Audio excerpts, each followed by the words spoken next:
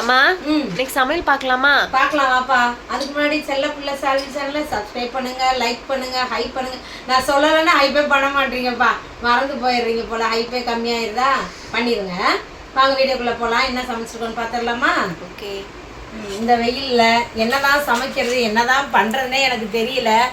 எப்படியோ ஒரு அப்படி இப்படின்னு பொறுமையாக ஒன்று ஒன்றா சமைச்சு வந்துடுவேன். சரி, சோறு போட்டுடலாமா? ஓகே. எல்லாமே சூடாக தான் இருக்கு. நான்வெஜ்ஜுக்கு வந்து இந்த வாரம் எதுவும் எனக்கு அவ்வளோவா கிடைக்கல. வெண்டைக்காய் குழம்பு வச்சுட்டேன். வெண்டைக்காய் போட்டு ஒரு குழம்பு வச்சாச்சு. முட்டையும் போட்டேன், அதோட சேர்த்து முட்டை சாப்பிட்டுக்கலாம்ல, டேஸ்ட்டாக இருக்கும். அதனால சரி, இது சூப்பராக இருந்துச்சு குழம்பு. நான் டேஸ்ட்டு சும்மா பார்க்கையில். அவ்வளோதான், எல்லோரும் இதையே சாப்பிடுங்க சரியா? அப்புறம் இது இருக்கட்டும். இது வந்து கோவக்காய் பொரியல் பண்ணிச்சு, ஃப்ரை பண்ணியிருக்கேன். வறுவல் 65 மாதிரி பண்ணியிருக்கேன். இந்த மாதிரி செஞ்சால் எல்லோரும் கொஞ்சம் சாப்பிடுவாங்க. இதை நான் கூட்டு வச்சு கொடுப்பேனா, அது அப்படியே நான் மட்டும்தான் சாப்பிடுவேன்.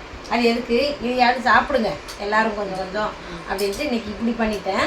அப்புறம் மாங்காய் வாங்கி வச்சுருந்தேன்னா அந்த மாங்காய் வீணாகக்கூடாது. வெறும் மாம்பழமாக சாப்பிட்டுட்டு மாங்காய் பச்சடி செஞ்சிடலாம். மாங்காய் வேஸ்ட்டாக போயிடும்ட்டு மாம்பழம் இன்றைக்கி கிடையாது, அதனால் பச்சடி, மாங்காய் பச்சடி வச்சு சாப்பிட்ருவோம். காரக்குழம்புக்கு மாங்காய் பச்சடி சூப்பராக இருக்கும்.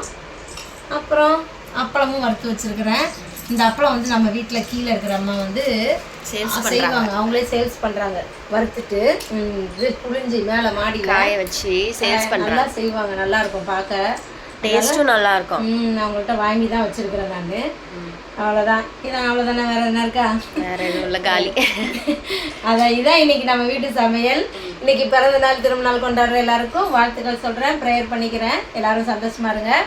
நாளைக்கு என்ன சமையல்னு நம்ம பார்க்குறதுக்குள்ள ஒரு சின்ன கதை சொல்கிறோம் பாருங்களேன். இன்னைக்கு என்ன நடந்துச்சு தெரியுமா? நம்ம ரூம் இருக்குல்ல, இப்போ நான் இங்கே தானே இருக்கிறோம், ஏசிக்காகவே இதுக்குள்ளே வந்து உட்காந்துருக்குறோம்ல. சாயந்தரமா ஒரு ஃபோன் வருது கீழே இருந்து, அம்மா அங்கே ஒரு பாம்பு இருக்குது அப்படின்ட்டாங்க. எங்கே? 2வது ஃப்ளோர்லையா?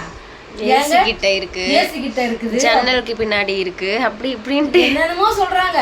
அப்புறம் ஒரு கீழே சரி நம்ம என்னன்னு ஓடி போய் பார்க்கலாம், அது பின்னாடி என்னதான் இருக்குன்ட்டு நானும் சால்வி இறங்கி கீழே போய் அடுத்த வீட்டு மாடியில் நின்று எட்டி பார்த்தா அது வந்து இங்கே ஒரு சால்வி வந்து இந்த பாக்ஸிங்க்கு நூல் கட்டி வச்சிருந்தால, அது வந்து ஆடுறது. அவங்களுக்கு ஜன்னல் வழியாக அப்படி தெரிஞ்சிருக்கு, அந்த கண்ணாடி கிளாஸ் இருக்குல்ல, அது வழியாக மேலே ஏறுது, கீழே உழுவுது, மண்டையை ஆட்டுது. என்னடா சொல்லிட்டாங்க, ஐயோ பக்கு பக்குன்னு சோப்பி பயந்துக்கிட்டு வெளியே ஓடி எல்லாத்தையும் தூக்கிட்டு லேப்டாப்லாம் எடுத்துகிட்டு போய் வெளியே உட்காந்துருச்சு. சாப்பிட்ற நேரத்துக்கு தூங்கி எந்திரிக்கிற நேரத்துக்கு ஒரே சிரிப்பு. அதோட சரி, அப்புறம் நாங்கள் போய் பார்த்துட்டு வந்து ஜன்னலை திறந்து அங்கே நிற்கிறவங்களுக்கு இதுதான் இருந்துச்சு. அங்கே நீங்கள் சொல்கிற மாதிரி அது இல்லை, பாம்புலாம் இல்லை அப்படின்னு சொல்லிட்டு அவங்க ஒரே சிரிக்கிறாங்க. அங்கே அந்த மாடியில் நின்றுக்கிட்டு இப்படிலாம் வேற பயப்படுத்தி விட்டுறாங்கப்பா, சும்மாவே நம்மளே பயப்படுறவங்க.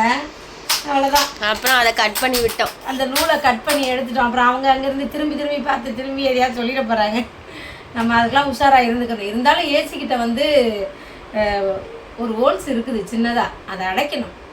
என் மாடியில் அவ்வளோ தூரம் ஏறிடுமா? கமெண்டில் சொல்லுங்கள் பார்க்குறவங்க. சரி, நம்ம அடுத்த வீடியோ பார்க்கலாம். என்ன சமையல்னு அடுத்த நாள். அவ்வளோதான், பாய்.